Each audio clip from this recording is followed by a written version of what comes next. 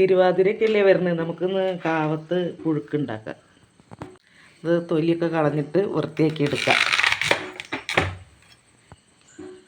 2 തരം കാവത്തുണ്ട്. ഇത് വെള്ളയാണ്, വയലറ്റ് നിറത്തിലുള്ളതും ഉണ്ട്.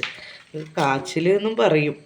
ഇതിന് നമുക്ക് നന്നായിട്ട് കഴുകിയെടുക്കാം, എന്നിട്ടൊന്ന് കൊത്തി അരിയണം. ഇനി ഇതൊന്ന് കൊത്തി അരിഞ്ഞെടുക്കാം.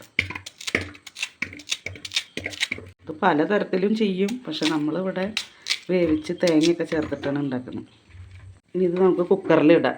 ഒറ്റ വിസിൽ മതി, വേഗം വേവാൻ വേണ്ടിയിട്ടോ കുക്കറിലിടുന്നു. ഇത് കുറച്ച് വെള്ളം ഒഴിക്കുക. അപ്പോൾ എയറൊക്കെ പോയിട്ടുണ്ട്. ഇനിയിപ്പോൾ കുക്കർ നമുക്ക് തുറന്ന് നോക്കാം. വെന്തിട്ടുണ്ട്, നന്നായി വെന്തിട്ടുണ്ട്. ഇതിൽ നമുക്ക് കുറച്ച് ജീരകവും തേങ്ങയും കൂടിയിട്ട് മിക്സ് ചെയ്തതാണ്, അത് ഇതിലിട്ടിട്ട് നന്നായി ഒന്ന് ഉടച്ച് വെക്കാം. നമുക്ക് ഈ പ്ലേറ്റിലേക്ക് ഒഴിക്കാം, ഒന്ന് ചൂടാറട്ടെ.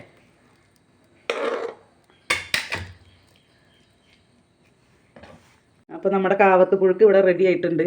4 മണിക്ക് കട്ടൻ ചായയുടെ ഒപ്പം കഴിക്കാൻ അടിപൊളിയാണ്.